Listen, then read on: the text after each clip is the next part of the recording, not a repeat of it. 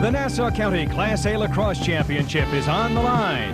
The Dalers of Farmingdale in the finals 3 of the last 4 years take on the upset-minded Baldwin Bruins, making their first ever appearance in the title game since it all began back in 1961.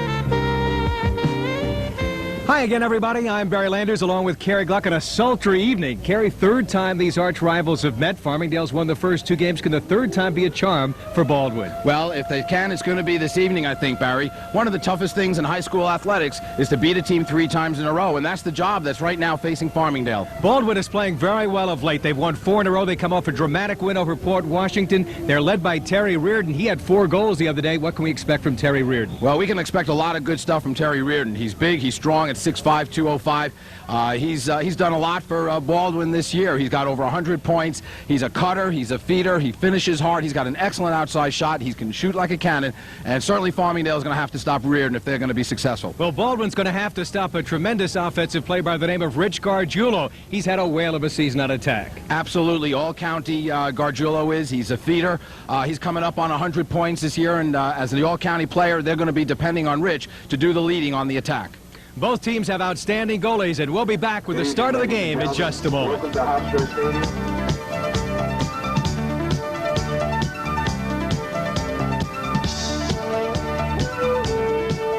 I wonder if I can get a car loan. Oh, I wonder if they'll give me a vacation loan.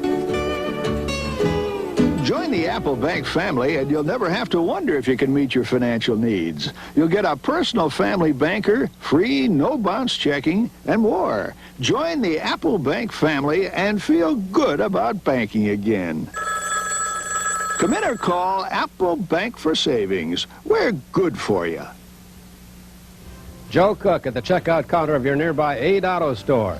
Why did you visit Aid Auto today? The prices are very good. The service is very good. I feel that the salespeople are very professional. I shop here all the time because I work on my own cars. I watch all the flyers. I come to Aid Auto to buy everything in the paper.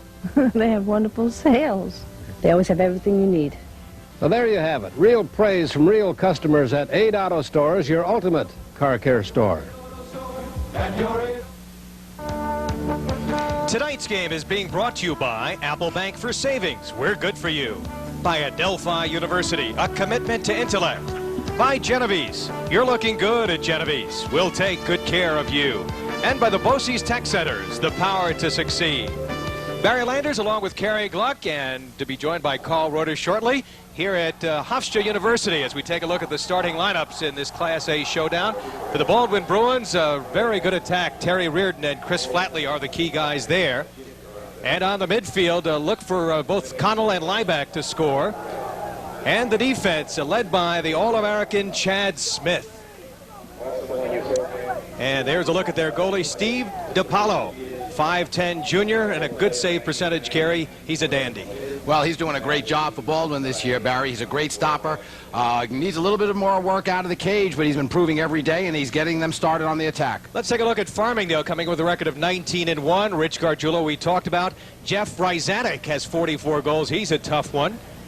And the midfield is also a very good one, led by Brian Baxo, an all-county player, and Peter DeRupo. And Ed Zucchelli moving up on the midfield. The defense, All-American Dennis Kelly, he holds the big spot there. There's a look at Anthony Tufano, just a sophomore, but he may be regarded as one of the best goalies in the county. What a great job Tufano has done as a sophomore this year, Barry. He's only given up 4 goals a game with a 68% save average, and he's improving every game. He made All-League this past year. Carey, face-offs could be very important in this game. Brian Baxo, one of the best in the county, number 42 in green. Interesting enough, if you're watching on black and white, both teams wearing dark uniforms, so we'll identify them as often as we can as he battles on the face-off with Kevin Reardon, number 14. Baldwin jumped off to a very quick lead the other day, and they'd love to do that here, Carey, against this Farmingdale team. Absolutely, Barry. If they can get ahead of steam going early, they're going to be trouble. Dan Connell goes right to the cage, takes the bounce shot, and very coolly, Anthony Tufano comes up with a save. Hasn't been tested all that much. Farmingdale lost only one game this year. Remember, we televised the Farmingdale-Baldwin game. They lost the very next game, the last game of the regular season, denying them a regular season undefeated carry. As we get a whistle stopping play here. We had an official stoppage of time now, Barry. And our officials, the referee is Ed Schreiber. The umpires are Dan Buckley and Tim Murray, some of the best officials you're going to find. And Ed Ellis is working the clock along the bench. But we get the call here, and play will resume right here. Both teams will employ long pole middies. It's a hot night, Kerry, and the team that's maybe in better condition could be a factor in this game. Well, I think that's true, Barry. The team with the greater depth is going to definitely have an advantage. The team that's going to look to break a lot, and if they've got the depth to go with that fast break, is going to be able to really do a job. Young man who has not played much, Kilroy, out there right now for Farmingdale, and he catches the pass along the left sideline. Employed now on a second midfield, getting some playing time. Had not played much earlier in the year, and we'll set the players for you on attack now. Farmingdale with possession. Rich Gargiulo, number 13, will cut behind against Matt Phelps. A change in Baldwin than the last time. They had Chad Smith on Gargiulo, and Gargiulo had a very good game, you recall, against Baldwin. Now we get a penalty, a ward-off call on Gargiulo against Phelps, who's more physical of a player. Let's go to Carl Reuter down on the field. All right, Barry, the game was only about 15, 20 seconds old. Assistant coach Buddy Krumanacher of Farmingdale started getting all over the officials. The officials did call time, as you saw. Talked to Bobby Hartenrath and Jimmy Casper. He said, we're out here to have fun tonight. We're going to play lacrosse. I want no lip from any coaches. All right, Carl, good work down there with that report. Here's Dan Connell, the speedster, going to the University of Pennsylvania. Breaks down the right wing. Being checked now. We'll set it up. Connell with 32 goals. He's a key man on the club. And here's Mr. Reardon with 74 goals, number 19. Going to Johns Hopkins next year. Boy, Tony Seaman really loves him. Took a shot. Was he looking for a pass? That one almost goes in, but it just trickled wide in the crease. Interestingly enough, right from the opening start on offense right now, Barry, they took Reardon. They moved him right up on top to give him a little bit more room. They're trying to isolate, I think, a little bit more, give him a lot of cage to shoot at, and let him take his man one-on-one from the top. That's a change from the last game when Reardon, of course, played down low. Here's an opportunity for Farmingdale as they break it. Ed Zucchelli with the shot. And a good save by DiPaolo. And he'll look to outlet on the near side to Danny Connell. That was a great opportunity by Farmingdale. Good clear, and it gave them the opportunity for the fast break. Zucchelli moved up to the first midfield to try to create some problems. Normally plays on the second midfield, but they wanted to overpower or overload that first midfield. Gargiulo picks it up, but goes out of bounds, and Baldwin will get the ball back. Jimmy Casper, Baldwin's second year, former coach at MacArthur, for many years coached at Nassau Community. First with Mike Candell, who gave him his start, former Hofstra player here. Played for Howdy Myers back in the 60s, football and lacrosse. Boy, he's really turned the Baldwin program around, hasn't he? He certainly has. He's done a great job, I think, at Baldwin. From a team that has always been as an average lacrosse team, now they're certainly one of the better teams in the county. Came in with a record of 14-7, but you look at 5 of their losses, carried to Ward, Melville, Wilton, Port Washington, and twice to Farmingdale. That's pretty impressive losses to tough teams. Now, Baldwin trying to clear against Farmingdale, and the guy to bring it up is Matt Fells, number 23. And he has it checked out of his deck, loses control, and Farmingdale will take it back. You know, it's interesting, Barry, with the heavy rain that we had earlier on before game time. The field is really has real good footing. The wet turf is good for traction, and with the sun out right now, it's going to dry up real quick. And I think that we're not going to see any problems with footing. Wait for play to resume right here. There's a look at Bobby Hartenrath, 345 wins, 12 shy of Bill Rich's all-time record. The most wins ever by a Nassau County coach when he coached at Sewanaka. What great teams they had when he was coaching. Absolutely. Bill Rich has certainly been the precedent for lacrosse in Nassau County and on Long Island. Farmingdale brings it down. Todd Carney. And we get an offside call against Farmingdale. Mental mistakes can hurt you. Farmingdale's been a slow starter, Kerry. They fell behind the other day to Massapequa 3-1 at the end of one. Baldwin, kind of a Dr. Jekyll, Mr. Hyde team. They've got great talent. You never know which team is going to show up. The team that scored 7 goals against Port Washington, or the team that lost to some weaker teams this year. Well, they're both very explosive teams, Barry. They both have the potential to put points up on the board, as we well know. Right now, I think both teams are just feeling each other out because they're not really being setting up their 6-on-6 offense, and they're having a little problems, I think, getting themselves started. The little nerves might be setting in for this big county championship. Saw Reardon slip on the wet turf over there. Farmingdale with possession. Here's Gargiulo, and he makes no mistake. Off the unsettled situation, Gargiulo scores to make it 1-0. And Farmingdale takes the early lead, but give credit to Dennis Kelly, number 25, for coming up with that loose ball in midfield and setting up Gargiulo. Well, I think always in any game, Barry, loose balls are always going to be critical, and the winner of the loose balls generally wins. And here we see, look at Kelly just dish it off. There's Gargiulo now coming in. He's coming in one-on-one with DiPaolo. DiPaolo doesn't make any move, though, to come out of his cage or to be ready. He doesn't look like he was ever ready for that shot right from the start. Gargiulo's 63rd goal, his 8th this year against this team. As they go to the cage, the shot partially checked. It was taken there by Kevin Reardon, no relation to Terry Reardon. Kevin plays on the second midfield with Rich Simonetti and Bobby Accordino. Kevin Reardon has really improved a lot for Baldwin this year also, Barry, and that was a nice opportunity. He came in real strong on the cage, and he took a good lick as he let that shot go. Reardon, nice size, about 6 foot, or about 5'10", 180. Here's Terry Reardon at 6'5". He's a load for a defenseman to handle. Pass goes astray, but recovered by Baldwin. Good check over there, and that was number 58 with that big check over there. That was Todd Carney. Now they come downfield. This is Blackgrove with great legs over to Townsend. Townsend scoops it toward the net, looking for Gargiulo, but it's picked up by DiPaolo. DiPaolo having trouble getting the control of the ball. Good pressure being exerted by Farmingdale on the ride here, especially Gargiulo, trying to create some problems for those long poles on the clear. Matt Fells wisely drops it back to DiPaolo, the junior. Who's a great stopper, and as Kerry pointed out, needs work out of the cage. Oh, there we'll have a slashing penalty called against Farmingdale. So they'll bring it down here. It'll be delayed penalty as they bring it across, and here's Reardon. They've got a free shot here. Reardon will take it. Oh, does he have a hard shot? Missed the cage. He may have one of the hardest shots in all of Nassau County, Kerry. They say he goes close to about 100 miles an hour, and he's been compared to Matt Pinetta, the great player from Elmont. And certainly that's a great compliment to be compared to Pinetta. Maybe we'll have another opportunity, as we will right here, to see the penalty by Ryzanek. You'll see the defenseman for Baldwin looking to clear it up. And there is the penalty right there by Ryzanek as he looks to go high up over the head on with this check. That was Chad Smith, number 34, who made the play. Now man up Baldwin operating here. They've been 40% man up this year.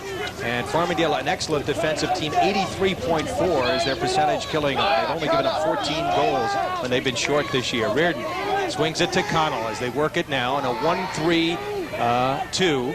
Back behind, looking to set it up right here. Back out on top, Moret to Connell. Right wing Reardon, they'll work it behind to Flatley. Now they cut into a 1-4-1, Barry leaving the top man. Flatley, good look, but as Moret cut down, he had his stick checked. And Farmingdale on the transition.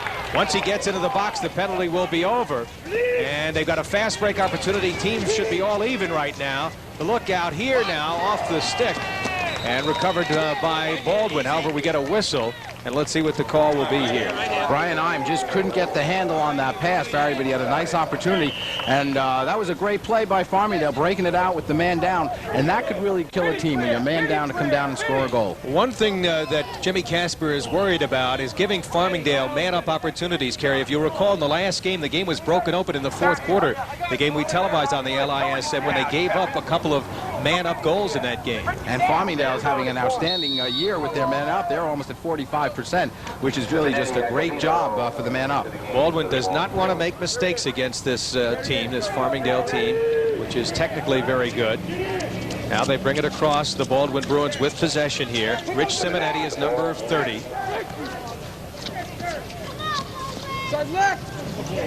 Brian Lang is 22. Doesn't get much attention. He has only 16 goals, playing with a couple of guys like Reardon and Flatley. Here is Reardon trying to work on the defender. Takes the shot and scores from a tough angle. Jimmy Quaranta, or actually Dennis Kelly, beaten on the play, and it's a tie game. And that was really a great shot taken by Terry Reardon as we'll watch him as he goes one-on-one against Kelly. Now watch the roll, and he puts the stick in his right hand. He doesn't have a whole lot of angle to shoot on that ball. Tefano right on the cage, but the ball bounces right between Tefano's legs, and it was a well-taken shot, I think, by Terry Reardon. Reardon's 75th goal of the year. What a season this guy is having. He's had games in which he's had 6 goals on a couple of occasions. And his 10th goal in the playoffs. He's had a superb playoff. Simonetti wins the faceoff from Baxo. And that could be a key in the game right here if Baldwin can at least get 50% of the faceoffs. And that'll certainly give them a lot of the possession time. And I think they would like to see a little bit slower game today against the Dalers. No question about it. Here's Connell, who can fly, working outside against Ed Zucchelli. Reardon gets a pick, drives left. Nice look as Simonetti had his shot blocked by Carney. Ball out of bounds. It'll still be in the hands of the Baldwin Bruins. In this 1-1 game, and Gargiulo and Reardon, as expected, are the big guys so far. Shots so far, Baldwin 6, Farmingdale 2, as we have timeout with 3:58 to go in the first quarter, deadlocked at 1 apiece. And that was the second time, Barry, when Reardon got possession of the ball that he took his man up top. Kelly got picked off very nicely, and Reardon had a good opportunity, had a good look into the cage for 14, also Kevin Reardon. Let's take a look at the road to the top for these teams, how they made it to this county championship game. For Baldwin, big win over Oceanside, 8-1. Tough game over Hicksville. They were behind in that game and had to rally, and then Port Washington, they jumped out in front 7-2, held on to win 11-8 against last year's defending champs. Farmingdale had a bye as the #1 seed, beat Freeport 12-2, and fell behind Massapequa, then scored 10 unanswered goals to win, going away 11-4. Well, I think in terms of the play of the game so far, Barry, I think we've really seen Baldwin taking a lot of control of the game. They've been having a lot of time possession. Kerry, if you'll recall, the first time these two clubs played, it was a tight ball game going to the second quarter. Farmingdale exploded. Baldwin made mistakes. As you can see, 14-5 is the final. Second game, it was 7-5 going to the fourth quarter, and Farmingdale exploded again, took advantage of a couple of man-up goals. But remember the goal that they didn't score Baldwin at the end of the third quarter would have tied the game, I believe, at that point, or made it 7-6. I think Flatley hit the goalpost with about a second to go. Is that true? A Daler is your worst nightmare? Who put up that sign? Well, I guess maybe if you're in Baldwin right now, maybe the worst nightmare. But I think Jimmy Casper's got these Baldwin Bruins ready to play for this game tonight. Well, we want to thank all the folks in Baldwin and in Farmingdale for their support. And right now, it is Reardon working behind against Kelly. A couple of outstanding players here. Kelly, an All-American. Reardon should have been an All-American with his credentials. Great look, and Moret puts it home. That was an outstanding look by Terry Reardon. He was had Kelly all over him, but he's so big, Barry. There's his advantage. When he's 6'5", Kelly is at 6 foot, and he looks like he's, not even there. And he just looks over his shoulder. He finds Moret cutting down. Watch the one-on-one. Here's Kelly with the defense. And there's that 6'5" Reardon playing with him one-on-one, and he looks over that shoulder and he dumps in to Greg Moret, and as you saw, the defender looked to slide off of Moret, and that opened up Moret right on the crease. Reardon had 4 goals, 3 assists against Port Washington and involved in 7 of 11 goals, and he shows his passing ability there. Now Farmingdale coming up with the ball off the face-off, trying to come up with a goal here. The shot taken, and the goalie DePaulo comes up with it. Quick outlet here. Chad Smith, who could fly, he scored against Farmingdale earlier this year. Gets the return with that big stick. Tough to control it there, Kerry. It certainly is. I don't know if that was really a great look by Flatley to give it back to the Chad Smith as he was cutting down. That big stick on the crease is real tough. Flatley comes up with the ball. It's blocked raked wide by Reardon, and Farmingdale hustles back to get the ball back here as Tufano beat him to the end line. I think Jimmy Casper would prefer that Flatley take that shot once he was dished off by Chad Smith, and I think that was the higher percentage shot. Farmingdale moments before that, Kerry, with a fast break opportunity, couldn't cash in. Yeah, I thought Greg Walrap did a nice job going to the cage, but I thought his shot was not a very well taken shot. It was right to the stick side at the hip, and that's really not a tough place for a goalkeeper to have to stop a shot. Walrap playing on the second midfield. Neither of these teams' second midfield scores a lot, so they do not get much scoring from their second midfield. All right, how about the ride here, Kerry? Well, you can see that Baldwin's employing a zone ride, a 2 up, 1 back, and they left this wing area open, and that'll easily be enabled Farmingdale to clear, except they are offsides. Mental mistake, and Bob Hartranft doesn't like that second time that's happened. Todd Carney bringing it over. They had too many men in the offensive half of the field. Timeout taken, and I think Buddy Krumenack and Bob Hartranft saying, hey, guys, let's get in this game here. And it happened to be Kenny Kilroy who happened to go off sides, and again, that comes with the fact that Kilroy is new to this midfield, and that could be possibly an explanation for that offsides. In case you're just tuning in, Baldwin is leading 2-1. Farmingdale jumped out in front when Gargiulo scored, but Reardon and Moret have answered back for Baldwin. Play about ready to resume here. Now the official moving the players. They've got to be 10 yards away from the ball. Connell, with the excellent speed, will bring down the right wing. He's a good roll dodger. Great ground ball player as well, Danny Connell. He does a great job for them, Barry. He's never off the field, it seems. This young man, Danny Connell, he does everything for the Bruins. Flatly out to Reardon. Remember, they're trying to draw Kelly away from the goal. They figure Reardon with his size and in the open field can do more damage against Kelly. Now here's the isolation up top, and we're setting screens down low. Takes that left-handed shot. It was blocked at front. Carney, the big kid, will come up with it. Big number 58, 6'1", 190 junior. Nice roll dodge by Reardon, and he took that shot as he dropped the head of the stick for a low shot on the goalie, Anthony Tofano. This time Baxo will bring it across. He's got help. DeRupo with him, number 30. The crossfield look off the stick of Brian Heim, out of bounds. And another turnover. Gives the ball back right here to the Baldwin Bruins. So again, Farmingdale offensively starting slowly, as they have been in recent games. And there was an unforced error. That pass was really just not a good pass, Barry. It was to the off-stick side. Heim has his stick in his left hand. He's a left-hand, and the pass was to his right side, and he had to cross the stick in front of him, and it was high. The execution has got to be a little bit better. Farmingdale has won 4 county championships, including 88 and 89. And they'd love to make it 3 in the last 4 years. Reardon throws it back now. And his goalie will bring it up. DiPaolo doesn't often go out of the cage. Oh, what a hit Carney laid on. Kevin Reardon that time. Terry Reardon will try to chase it down with Flatley. Flatley raking at it. Blagrove almost came up with it. That was the second tough hit that Kevin Reardon has taken. Carney has it taken away. This is Rich Simonetti for Baldwin. We got a whistle, and a timeout will be taken by Jimmy Casper's upset-minded Baldwin Bruins, who've won 4 in a row, Kerry. And they've got to feel pretty good. However, there's an injured player on the field right now for Baldwin. That's Mr. Reardon, who just took that hit, and maybe we're able to see it right here as we see the goalie. That was DiPaolo releasing the ball, looking right for Reardon. And here you'll see that hit. And wow, what a hit that was put on by number 58, Todd Carney. And, you know, that's what we call a hospital ball in the layman's terms. Poor old Mr. Reardon's looking over his shoulder. He doesn't see that defenseman coming at him, and he's got a head of steam, and he just takes a lick. Carney, the most physical of the defensemen, 6'1", 190. He's a big hitter. And let's hear that hit as our ground level microphone will pick up the action.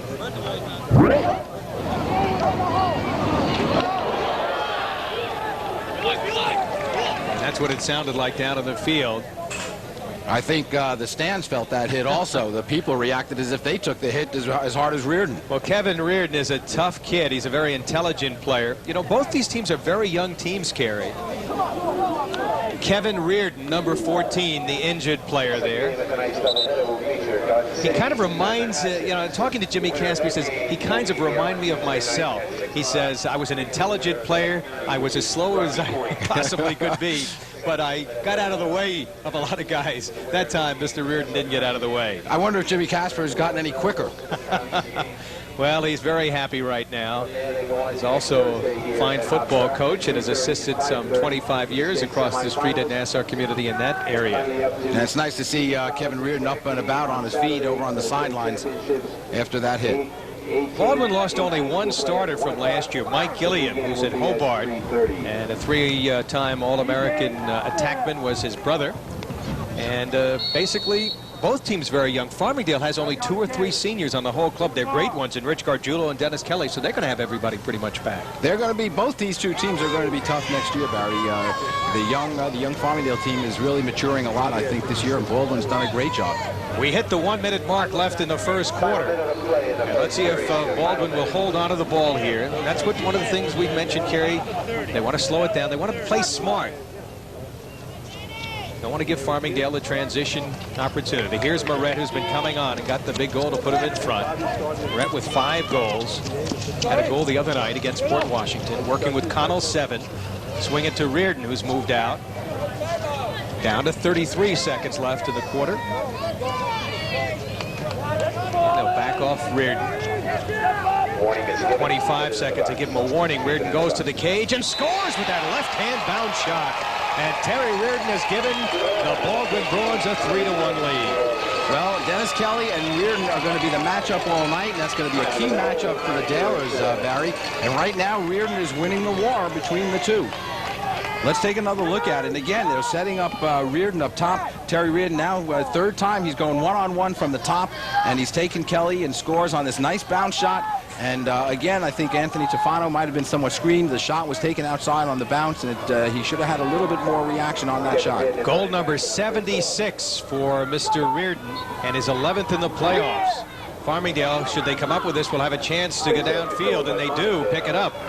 Here's DeRupo. Has it checked away. 13 seconds left in the quarter. They better move it down quickly. DeRupo to Gargiulo. He gets checked, but gets the shot off. DiPaolo got a piece of it. And as it's chased down on the far side, 2 seconds remain. And the whistle blows as the first quarter comes to an end. And again, Farmingdale, as they were the other night, down 3-1 at the end of one. We'll be back with second quarter action in just a moment.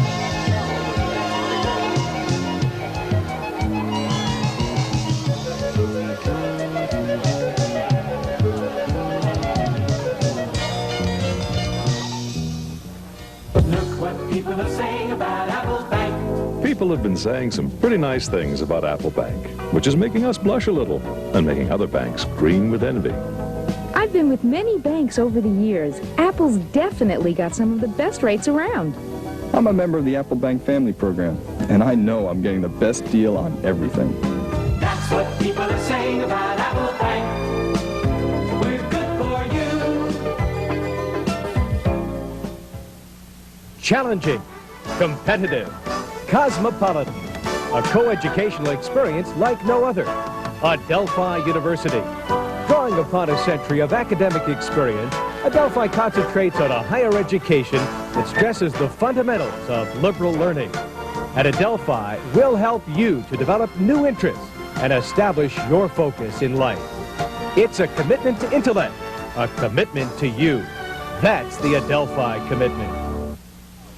Well, here's what we've been seeing so far through the whole first quarter. We've seen the matchup between Terry Reardon against Dennis Kelly. Reardon going one-on-one, going to his left, taking that left shot, Barry, and he takes a nice bounce shot past Farmingdale goalie Anthony Tufano to give Baldwin a 3-1 lead. You know, he's 6'5", 205, and talking to Jimmy Casper, well, he could be a little bit stronger. He's not mean enough, not tough enough as a player out there, but I'll tell you, he's awfully tough, Terry Reardon. 76 goals. And Tony Seaman, the coach at Johns Hopkins, who of course coached for so many years here in Long Island and has just taken over at Hopkins, and where Reardon will be playing next year, says he's going to be the next Matt Pineda. And you can't ask for a better compliment than that, because certainly Matt Pineda is one of the outstanding attackmen in the country. And if Terry Reardon's got big shoes to fill, but I think Tony Seaman sees a real potential there. Baldwin in the first game didn't get much in terms of goals from Reardon when they were beaten 14-5. He had a goal and 4 assists in that game. But the second game, the game we televised, Kerry, played a much more important role. 3 goals and an assist. Here today, he's had 2 and 1 in the first quarter. So here we go with Baxo facing off against Kevin Reardon. Baxo 42, Reardon 14. Reardon checked, but it's picked up now by Baldwin as they control the ball right here. So the Baldwin Bruins leading 3-1 with possession. Connell will swing it back. They'll make a change. Now one of the players heads off. John Lieback comes on, number 27. Lieback is a guy that can score. He has 19 goals. He and Connell are the scorers on that midfield unit. Lieback has big-time potential. Here's the workhorse, this guy right here, Danny Connell. He can dodge. He's got the speed to sweep. Sweeping right now to the right. Lays it off to Flatley, who scores! Chris Flatley gives Baldwin a 4-1 lead, his 43rd goal of the year. And Kerry, we commented what a great job Blagrove had done last time they played against him. And Flatley comes up with a big goal here early in the second quarter to give Baldwin a 3-goal edge. And again, I think I have to give credit to Danny Connell. He had a great look as he was sweeping right. He saw Flatley. There's Connell with the ball right now.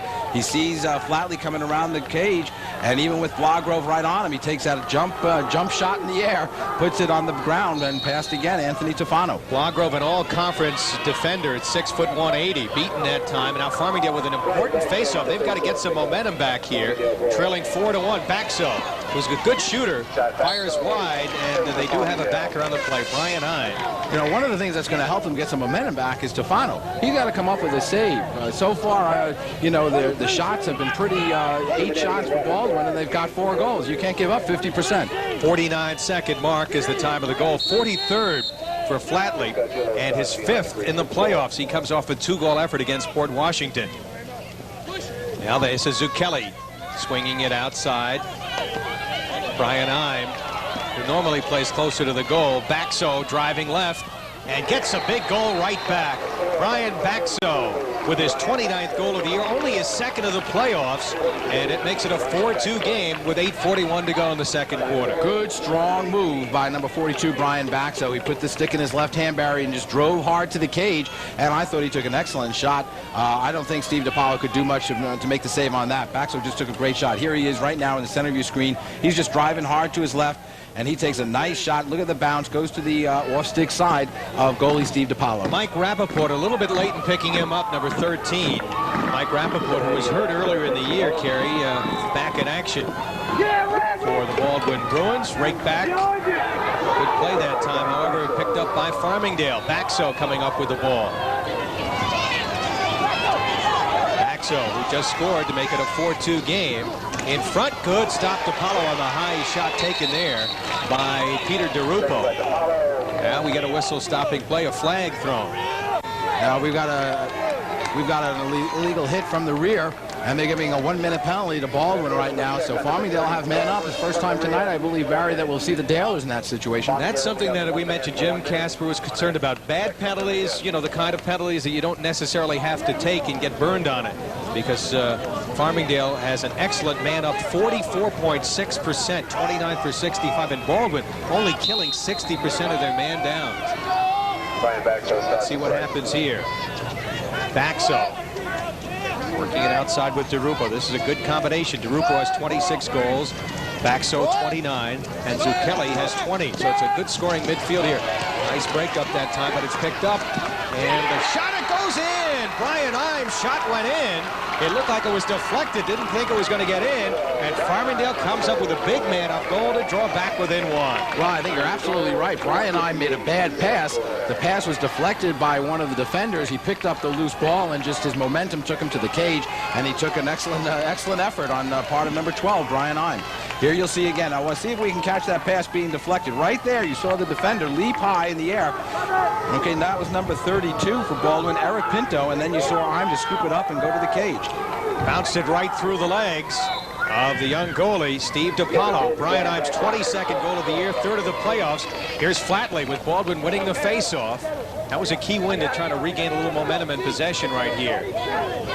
Now Lieback comes on in number 27 as he just came on the field off the faceoff. He does not play on the wing during the faceoffs. Here's Connell sweeping right against Zucchelli. Connell has great control out there. Good look, and the shot bounced wide. Scooped up, however. Here's Lieback. Kevin Reardon missed that shot from in front, number 14.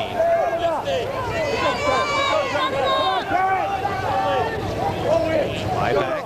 And notice how far they're taking number 25, Dennis Kelly, away from the cage. And again, they're setting up Reardon one-on-one up top. Reardon again on Kelly. Likes to go left. That's his strong hand. Gets the shot, scramble for it outside the crease. A big hit by Carney. No whistle. And now Kelly will bring it up. Dennis Kelly, who has great one-on-one ability as a defender even. They get it down. They can tie it up here with a goal. Look on the crease, and the shot wide from in close taken that time. Good opportunity set up for Peter DiRupo right on the crease. And it's interesting, DiRupo was involved at both ends of the field there, Barry. When they set one-on-one against Chad Smith at this end, it was DiRupo who came off the crease and looked to double up on Terry Reardon. And when Farmingdale came up with that ball, he was down the other end of the field, and he gets the shot right on the crease. Good work effort by Peter DiRupo. Gargiulo will put it in play. And again, he's being now picked up by Chad Smith. So they've changed defensively here as Chad Smith is now playing Gargiulo. Fells had played him earlier. That scramble in front of the goal. Who's going to come up with it? Comes back up. And a score! Walrus Walrap ties the game. Greg Walrap, number 47, the 5'8" sophomore with his 6th goal of the year. And boy, he was an opportunist picking up that loose ball. Absolutely. Out of the cage, Steve DiPaolo was taken off the crease by one of the Farmingdale players.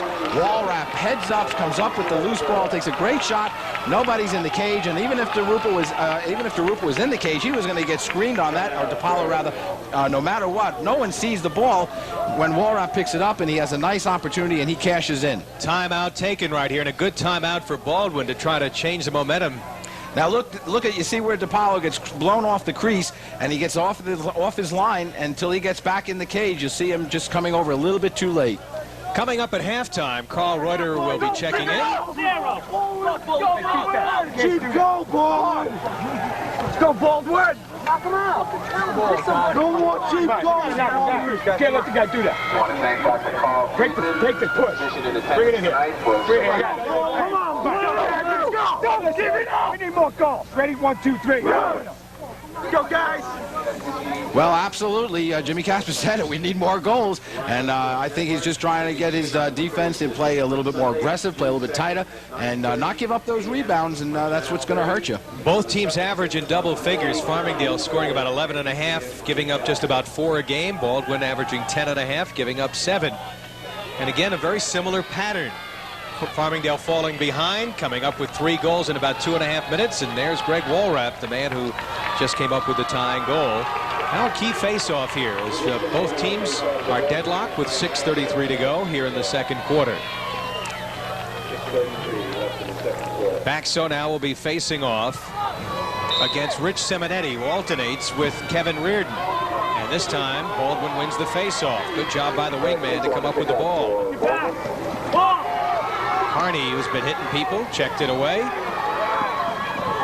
Time checked out of his stick, and Baldwin takes possession. Good defensive play there. Dennis Kelly, I'm sorry, that was Jimmy Quaranta, did a nice job coming across there. Nice check, as we said. Nick Cavallo's done a nice job also, number 32 on a couple of occasions here, playing on the second midfield. A junior moving into that second field when one of the starters, McDonald, the captain, was injured for Farmingdale. So here we go now. Baldwin getting it down. Nice pass for Chad Smith. Good stop by Tufano. Chad Smith has 8 goals already this year, playing with the long stick, of course, of the defender. Oh, big hit by Mike Townsend, 20-33. He breaks downfield. He's got players on the break with him. Townsend right to the cage and scores! What great effort by number 33. You can't take it away from Mike Townsend. He did it all.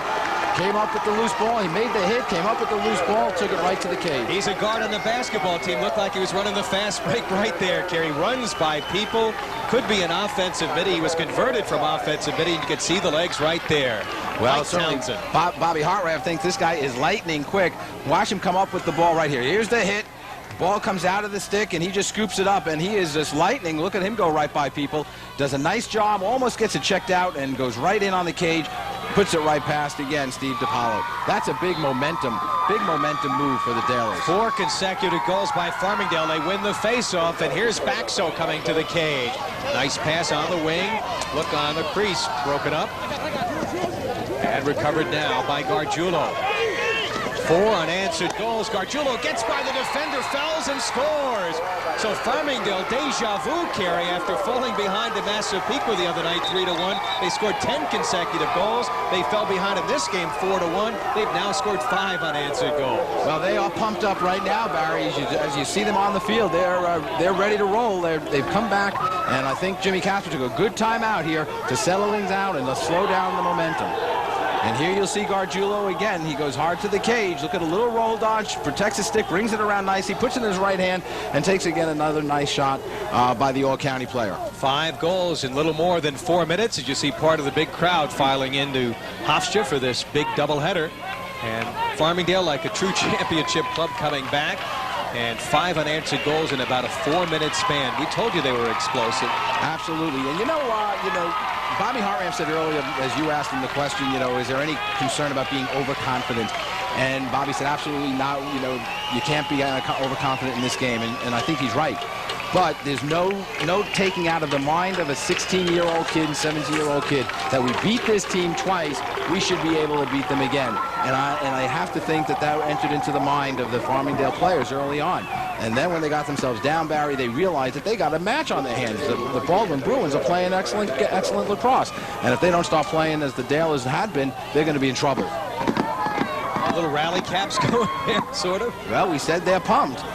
They are pumped. They won another shot at the championship. Last year they lost in the semifinals to Massapequa. And, of course, Port Washington was the champs. They were eliminated by Baldwin yesterday. Violation on the face-off, and Baldwin will get the ball. The legal procedure. Key possession right here. They've got to get this momentum swing back. They're going to hand the ball to Mr. Reardon, see what he can do. Well, if there's anyone that can change Mr. Moe, it's Terry. Well, Farmingdale, 5 goals in that 3-minute span. Now it's Blagrove picking up Reardon. That's interesting as they change defensively. Reardon will take him behind. Blagrove doesn't have the stick that perhaps Kelly has, but he's got the speed. He's a tough guy. Not a well-taken shot that time by Reardon, but they do get possession. They had a backer. Reardon with 2 of his team's 4 goals. You know, it's interesting. Bobby Hartranft also said, and Barry, that this young man, Mr. Blagrove, he feels he can play anyone one-on-one, and I think he has a lot of confidence putting him on Reardon. Reardon going right now, takes the shot lefty. Tough angle. Ball goes out of bounds as they hustle to it. It's going to be Farmingdale ball. Good effort that time by number 25, Dennis Kelly, hustling to the sideline.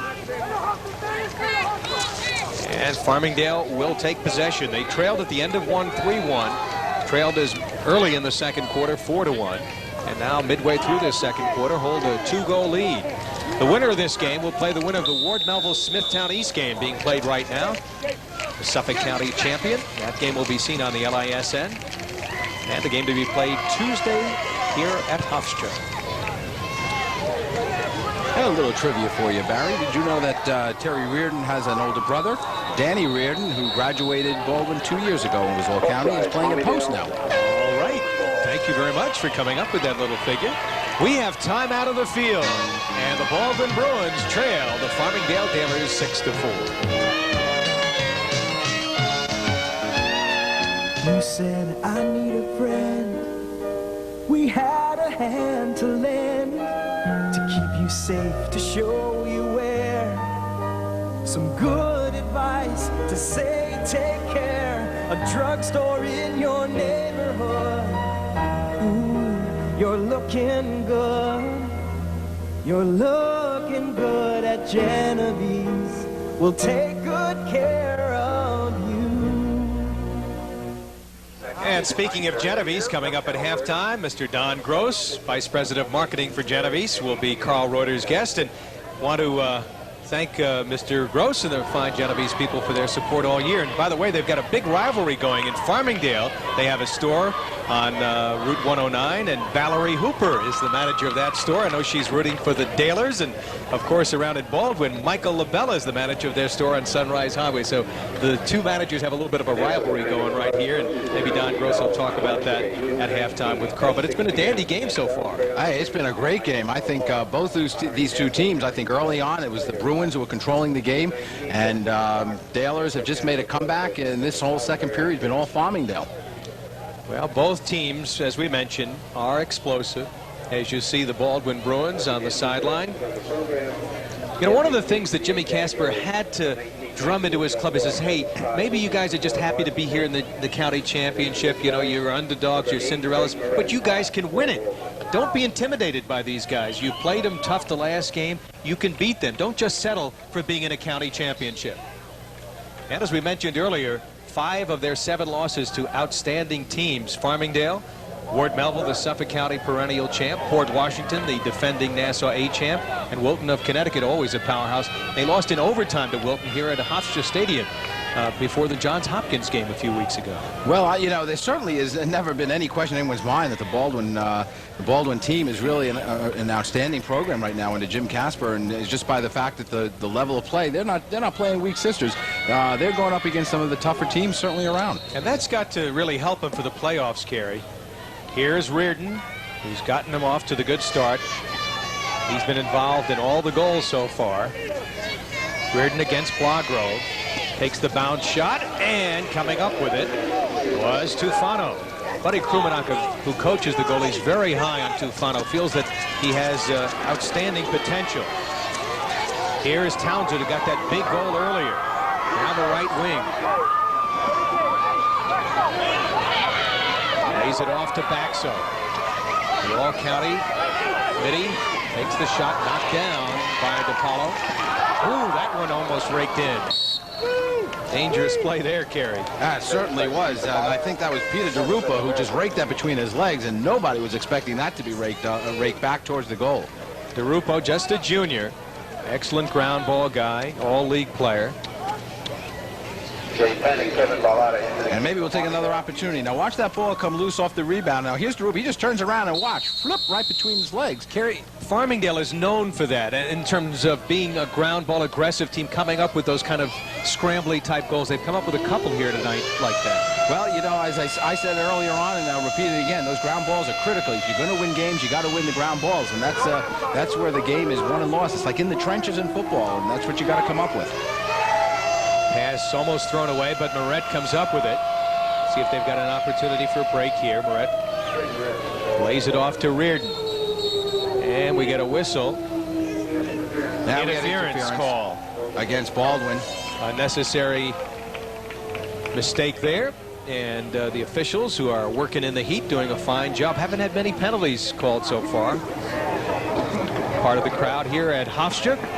Good crowd for an early game. This game started at 6 o'clock, and for the Manhasset Garden City game to follow, they should have a dandy crowd. Well, they certainly will. I think if the Baldwin Farmingdale people stay, they'll see an excellent game, and I'm sure there's going to be a nice crowd later on this evening. During the first quarter, Baldwin had a decided edge on shots, but now it's 15-13. Only a two-shot edge. Kelly brings it across the long pole. American defender over to Brian Ime. Ime, one of the three Ime brothers that have played for Farmingdale. And Bobby Hartranft will call timeout here with 3:05 to go in the first half. Well, we mentioned earlier, Kerry, that Farmingdale had won 4 county championships. I'm going to give you a little quiz. In 78 and 83 and 88 and 89. Do you remember who they may have beaten for the Long Island Championship in a couple of those years? Well, if I have to take for the Long Island Championship, I got to go against Ward Melville right here at Hofstra. I remember that evening, Barry. It was a heavy fog-laden field here at Hofstra. We're ready to slide early on Richie and Jeff. Yeah. Those people that are look up top if you can't find anything. We're going to listen. We're going to run Circle G. All right, Circle G. That means we're going to get the ball with Gargiulo over here. Richie, you can take it here and carry it if you want. All right. Once again, we got Imus. We got Ryzanek out here with him, way out, right? 21st. You're moving back zone, Pete someplace. Straight up Close the game off, right? 2 through 6. Get it to Richie. July 8th to the 12th. And July 15th to the 19th. He'll take the dead. He'll take it around if he wants. You get it over here. Pick up a brochure Pick for him. Roll. Be careful. You follow your man if the slide goes, right? Circle G. Circle G. Don't get surprised by the ball when the ball comes in. All right, Coach, we don't have anything. Don't get surprised. Okay? We don't have anything off of that. We probably should go to 141 maybe, no? Coach, in the trees, that's fine. Well, there'll be no crease this time because we're in Circle G. Let's say the right away.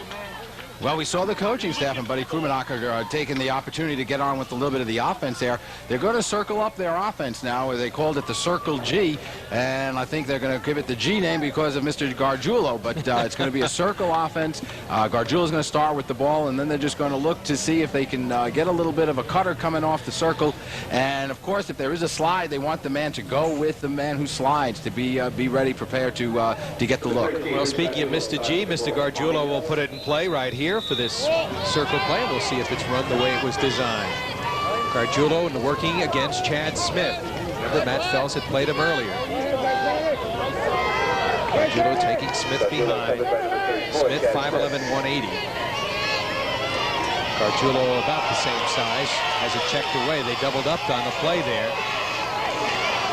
Gargiulo couldn't hang on to it, but it is recovered here. Ime with a nice look for Zucchelli. He's got an empty net and scores. ground ball. There it was again, Barry. You got to come up with those ground balls, those unsettled situations. DiPaolo came out of the cage, and if you're a goalie and you're going to come that far out of the cage, you really better make sure you're going to make a hit on your man. He got beat there, and of course he left the cage unprotected. Ed Zucchelli with his 21st goal of the year, an excellent all-around midi. Okay, and here's going to be the look as we see the ball go down low. And there comes our goalie coming out of the cage, and Zucchelli has the open net for the easy point. Brian Imes spotting the wide open Ed Zucchelli there. And Baldwin in trouble right now with 2:20 to go. Zucchelli couldn't come up with it. Here's Connell, a fast break opportunity. Tufano again got a piece of it.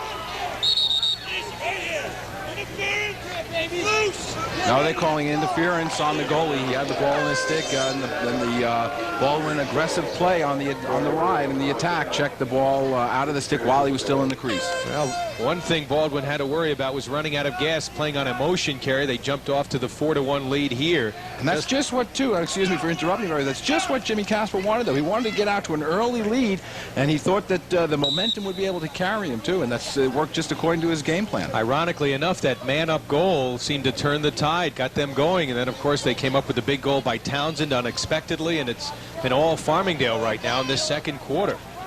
And Farmingdale with possession right now as they move down. Nick Cavallo with the pass on the wing, looking for Gargiulo, but Fells with a good play to break it up. And the ball! 3-2 blue! Offside! And a 30-second penalty, I believe, has been called here. Absolutely, it was called offsides again against Baldwin, and that'll give Farmingdale an opportunity, and that's certainly a mental mistake that we don't want to see Baldwin commit too often if you're a Baldwin fan. Coming into the game today, Farmingdale was 6 for 11 man up against Baldwin, and Baldwin only 1 for 12 man up against Farmingdale. That says a lot for the Farmingdale man down. That's outstanding, percentages against good offensive players.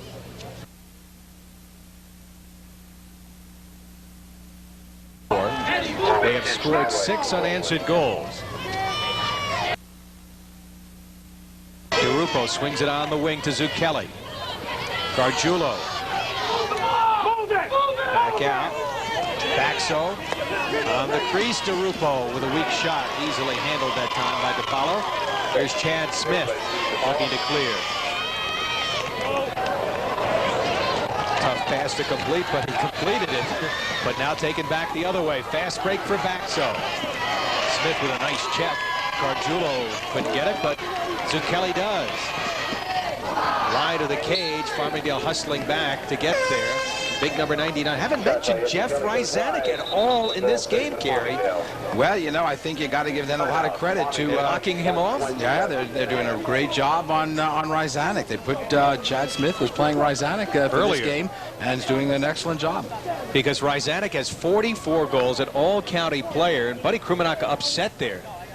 Buddy, of course, the former head football coach at Hempstead High School, and has moved on, of course, to Farmingdale to be an assistant under Don Snyder and also assist his longtime friend Bobby Hartenbrand. That game will take place. Hope you're enjoying the action here on the Long Island Sports Network, and we've got a lot more lacrosse coming your way. Nassau County champ will be either Ward Belleville or Springtown East. That game will be on Tuesday night at 8 p.m. here. From there we proceed. The winner of the 8-11 game will play the winner of Section 1 and 2.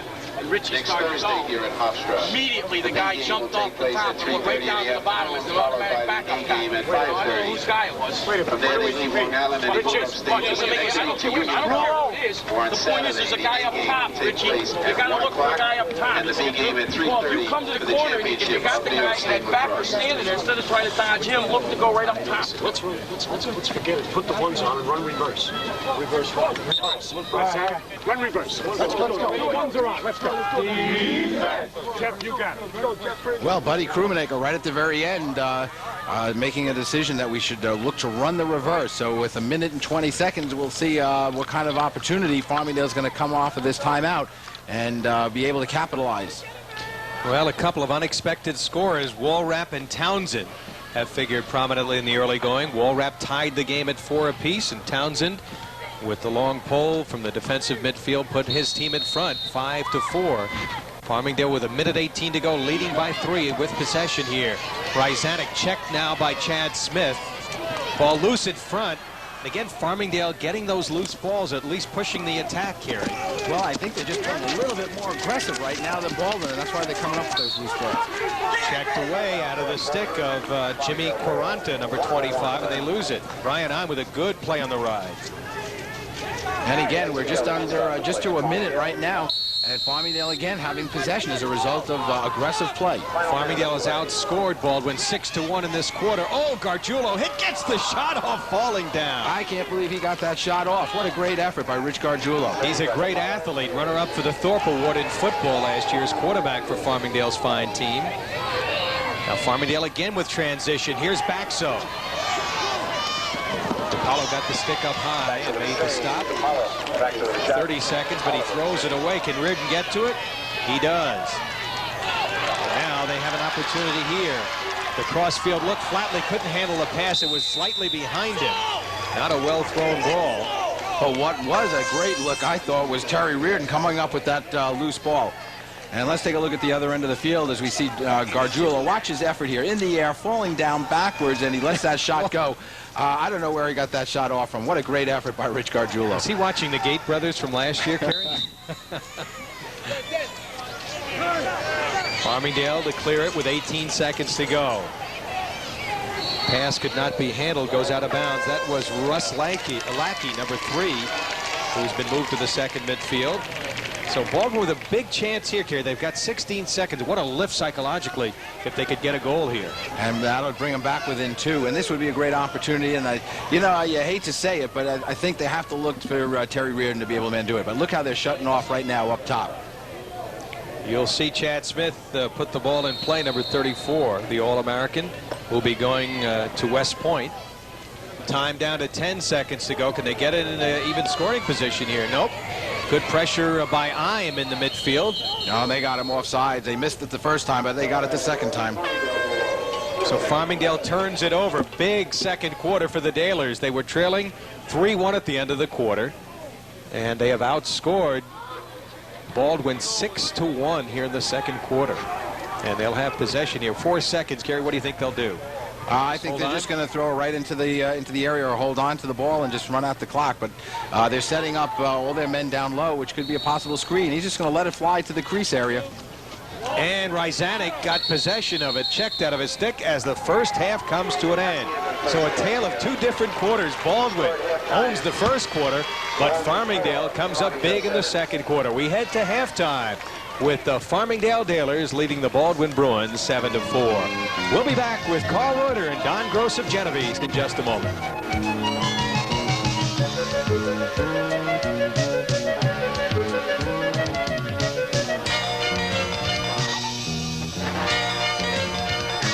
Look what people are saying about Apple Bank.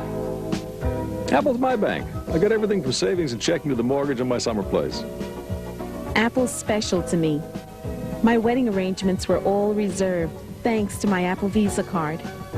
I'm a member of the Apple Bank family program, and I know I'm getting the best deal on everything. That's what people are saying about Apple Bank. We're good for you.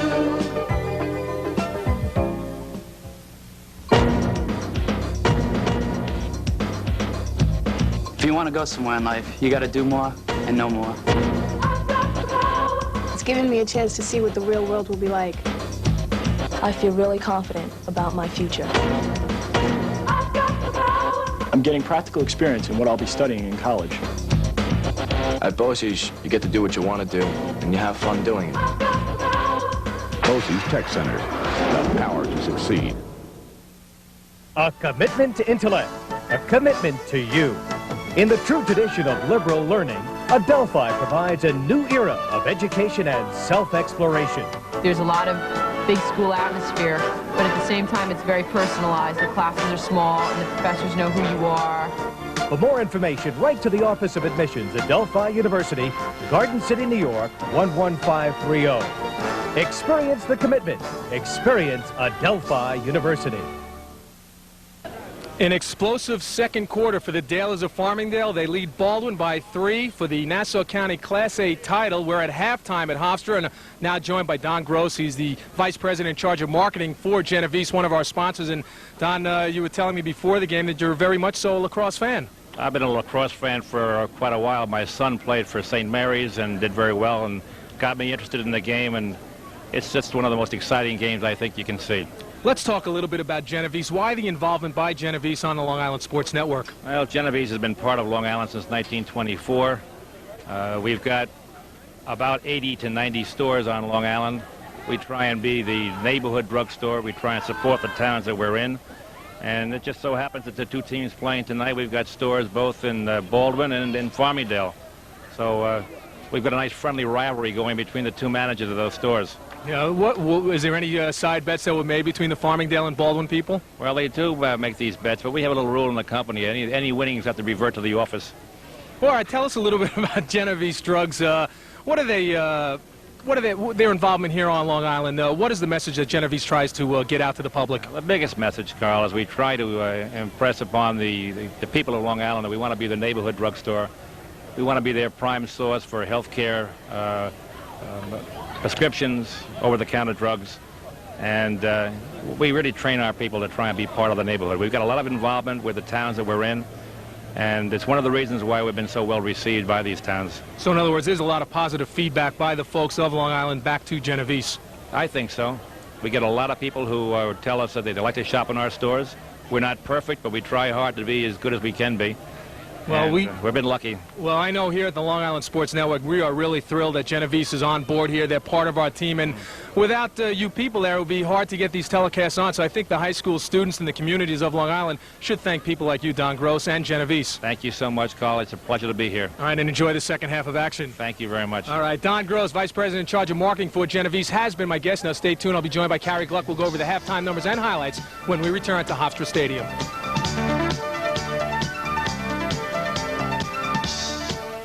Look what people are saying about Apple Bank. People have been saying some pretty nice things about Apple Bank, which is making us blush a little and making other banks green with envy. I've been with many banks over the years. Apple's definitely got some of the best rates around. I'm a member of the Apple Bank family program, and I know I'm getting the best deal on everything. That's what people are saying about Apple Bank. We're good for you.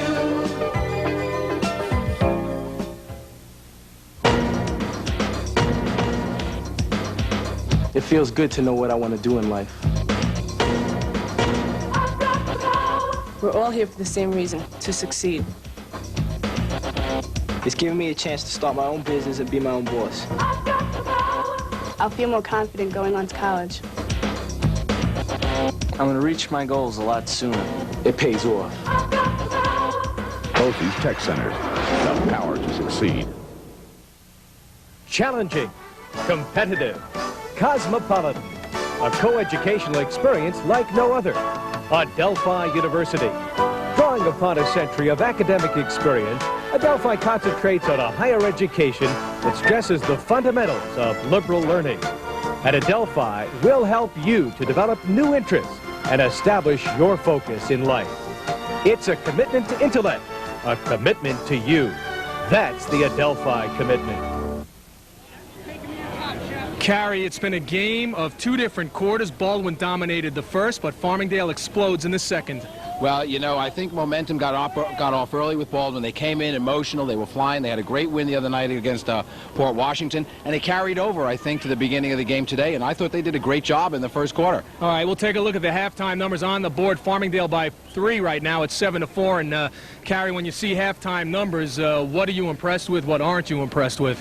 Well, most everything is pretty equal. The one statistic that I'm most impressed with are the ground balls. We alluded to it earlier, Carl, how important the ground balls are. Farmingdale is leading in the ground balls 11-4, and I think that says a lot for the fact that they're in the lead right now by 3.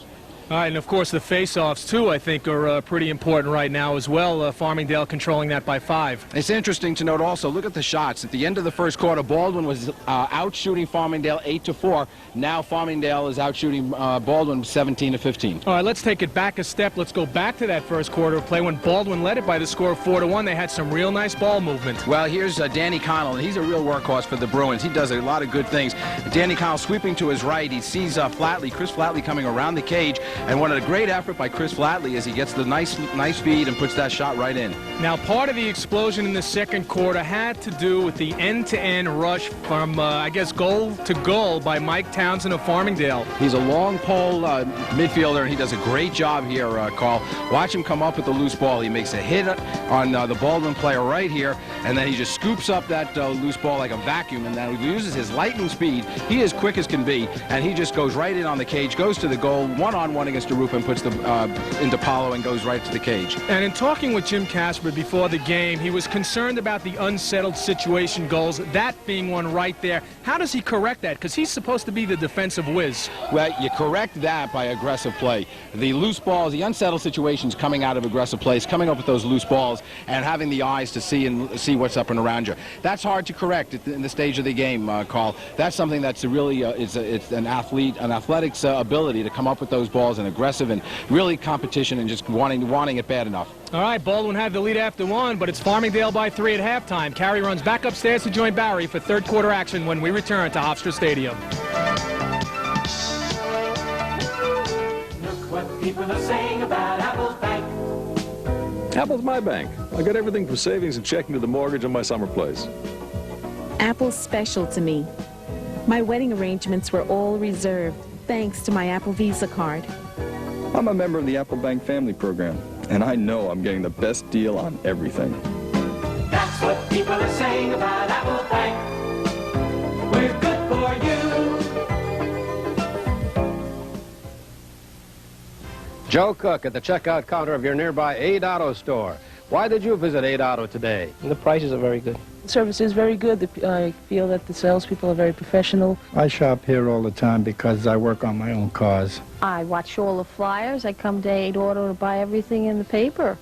They have wonderful sales. They always have everything you need. So there you have it. Real praise from real customers at Aid Auto Stores, your ultimate car care store.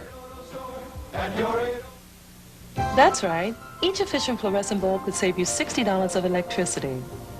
Well, thank you for calling Milco. Hi, Mom. Dad's parking the car. Don't it work yet? Just about, sweetheart. What is this energy hotline? It's an easy way for people to get ideas about lowering their electric bills. Like how? Well, with the high price of oil these days, we're helping our customers save energy, which also helps the environment. You do important work, Mom. You bet, son. Barry Landers along with Carey Gluck back here at sunny Hofstra Stadium as we get ready for the second half. And would like to let you folks know of a big coaches clinic coming up in the month of July. You see the dates right there. And some of the great coaches that'll be on hand include Dean Smith and Lou Carnesecca for basketball, Tony Seaman, the great coach of Johns Hopkins for lacrosse, Mark Duffner, Holy Cross football coach Jim Bernhard, who's up at Brown, former Hofstra coach, and they'll be all on hand. And if you coaches out there want to get involved, you see, for more information, you can call 744-1600. Carey, just a great opportunity for coaches to enhance their skills. Jim McConicle is the guy to call at 744-1600. I think every sport's going to be represented. I'm sure even soccer as well. Absolutely. I attended that clinic last year, Barry, and I was really very impressed. Jimmy McGonigal has done an outstanding job. He's president of the organization, and he has put together some outstanding clinic. I even hear, I don't know if this is a rumor or not, but even Rick Pitino may be attending that as well. I believe he will attend. Rick Pitino, of course, a native Long Islander. Brian Baxo getting ready to face off against Kevin Reardon. Baxo 42, Reardon 14. And Baldwin, needing some momentum, comes up with the face-off here. They got an early start in the first quarter. Now we get a whistle on a check made there, and I think we'll have the call made here. Push without, and a 30-second push we're going to have call, and it's going to go against Farmingdale, so they'll have a man-up situation. It was a good job, I thought, by, again, that was number 14, Kevin Reardon, who took the push from the rear as he came up with that loose ball off the wing, and he's doing a great job for them on the face-offs, coming up with loose ball as the wing player. Farmingdale now setting up in their man down. They have an excellent man down. Baldwin had a man up opportunity before, and they are 0 for 1, as you could see. Swing it to Connell. Baldwin got off to the 4-1 lead, remember. Let's see if they can regain some of that momentum. We'll re-identify the players. Flatley, 17, swings it behind the cage. That's Lieback. Normally plays up top. Flatley to Lieback on the wing. Back to Connell. Moret cuts down. Another flag thrown right here. Let's see what the call will be. Appears to be against Baldwin here. And it'll be a 30-second. No, it's going to be against. Farmingdale. Yeah, it's going against Dennis Kelly as Reardon was cutting through. They called the penalty on Dennis Kelly. Kerry, in that situation, do you think they should allow the team to continue with the ball, or they call it right away there? Well, as a matter of fact, Terry Reardon looked at the official and said, "How come you're blowing the whistle? You know, we should have let him be able to play on." So now it's 6-on-4 for a brief period of time. Golden opportunity for Baldwin to cash in here. They need this one here. Look up top to Connell. Now 6-on-5. Connell shot deflected off of Tufano. Hit the top of the crossbar. Back to Reardon. Still 6-on-5. Connell rifles it wide. Hard shot by Connell. Upset with himself for missing the cage. Well, yeah, rightfully so. He should be. I thought he was in great position. He didn't have to wind up and shoot it as hard as he did. He could have concentrated more on a little bit more accuracy. That first save by Tufano, I thought was an excellent save there as well. Connell could not handle the pass. He hustles back after it as it crosses midfield. Moret goes back into the defensive end. Loose ball there. Teams are all even right now, so Farmingdale survived the penalty as Ime will play it on the far side. Brian Ime with 21 goals before tonight. He scored already tonight, a lefty. What 2 men up? Now they'll settle it down as Baxo comes in and Gargiulo on the attack. Minute and a half gone here in the third quarter. Farmingdale with a 7-4 lead. It was a big series right there. Get a goal As there, you see from our end zone camera behind the net, Zucchelli taking his man Moret on the short stick. Good look up top. And the bounce shot by Ime handled nicely by DePaulo. Nice outlet here for Connell. Connell avoids a check of Gargiulo, breaks down the wing. But Baldwin needs a goal here, Kerry. Nice look, and Lieback misses the cage as he had a nice setup that time from Connell. Well, it was an excellent opportunity by Baldwin. And, you know, they've had that real good opportunity. Here we go again on the look. There's Connell looking right into the crease area, and Lieback's got to put that in. He's got to put that on cage. That's what he's down there for. And right now, Baldwin has missed an opportunity when they were 2 men up for a brief time, but certainly a man-up situation, and now another good opportunity. And those are the opportunities that you got to capitalize on. Terry Reardon, who has 2 goals and an assist, working against Dennis Kelly. Reardon with a big height and strength advantage. Kelly all over him with a couple of checks. Reardon looks to go left, takes the left-handed shot wide. Blackgrove hustling with Flatley. And let's see who, as they race. Boy, Blackgrove's got some jets, doesn't he? He sure does. Flatley will hustling to the end line there. And that was really good effort on both those 2 gentlemen's part. Now, look at number 25, Dennis Kelly. Look at the pressure being exerted here. And again, Reardon is just so big, but look at, again, the pressure. Kelly driving, trying to drive him away from the cage, not letting Reardon get any closer in on his goalie. Didn't give him any angle at all there. And he took it with his left hand, and of course, Reardon is is strong with his left hand. Reardon again will work it behind. He had done a good job up top earlier, but now they've gotten him in his more natural position. This time he beats Kelly with a dandy move. Well, he took a little inside roll. Now, the other time he came trying to go all the way around the cage. This time he took the inside roll back towards the cage. It was a good, smart move on the part of Terry Reardon. So Reardon gets his 3rd of the game, 77th of the year, and 12th of the playoffs. Again, watch Kelly exerting a lot of pressure, and I think Reardon feels the pressure on that shoulder, and he just returns and goes inside roll, and again puts it low right between the legs of, again, Anthony Tufano. Interesting enough that Farmingdale switched back again. They put Dennis Kelly back on Reardon as they started the game before making the switch to Blago. Baxo wins the face-off. The fast break here. Farmingdale will often do that. Baxo wins about 75% of the face-offs, but Baldwin's done a pretty good job in that area today. There's been no dominance by Brian Baxo today. I don't think he's anywhere near 75% today. Baxo, nice move on Lieback, and he rifles it wide. They had a backer Ime. Farmingdale retains possession. In case you're just tuning in, as their problems have been of late, they have fallen behind in this game. They fell behind 3-1 and actually 4-1 early in the second. Scored 6 unanswered goals, and Now hold a 7-5 lead with 3 minutes gone here in the third quarter. Baxo up top. On the crease for DeRupo. Nice check that time. That was Cavallo, number 32, with the check. Playing with a long pole in the midfield right now. Loose ball, and we're going to get a penalty call coming up right here. Farmingdale will be a man up here. And they're going to give the 30-second hold penalty, a goal against Baldwin as he looked to make his roll dodge. And we'll see it again on the roll. There's number 12 in your picture. And he's rolling, and as he comes off his dodge, that was Brian Ime, as he comes off the dodge, he draws the hold penalty against Baldwin. They're 1 for 2, Farmingdale, as we mentioned. Now 7 for 13 man up against Baldwin this year. It's an important situation here for Baldwin to kill. Look on the crease for Baxo. DeRupo got a piece of it. DePaulo, rather. And as he scrambles for the ball out of the cage area, he's free game there. The push is going to be called against